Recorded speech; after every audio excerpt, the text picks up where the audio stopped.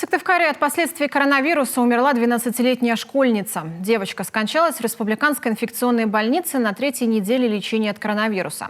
Причиной стало редкое осложнение, которое нетипично для возраста пациента – оторвался тромб. Медики отмечают, в первую волну ковида дети переносили болезнь легко, ограничиваясь одним насморком. Во вторую волну стало развиваться мультисистемное заболевание с повышением температуры. Третья волна оказалась еще опаснее. Ну а сейчас стали поступать дети и с пневмониями, и возраст детей значимо снизился, практически в 2,5 раза больше детей стало госпитализироваться и по республике Коми у нас, и до 30% это дети раннего возраста, до года.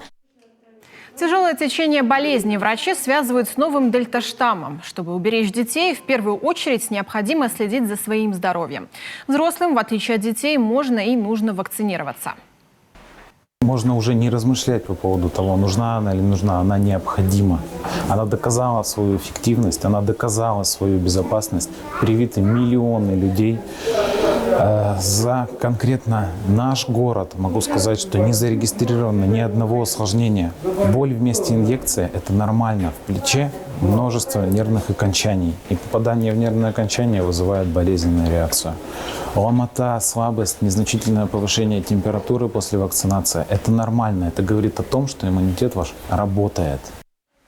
К актуальной статистике в Коми выявлено 293 новых случая заражения. Выздоровело значительно меньше – 152. COVID-19 за последние сутки унес жизни еще 13 человек.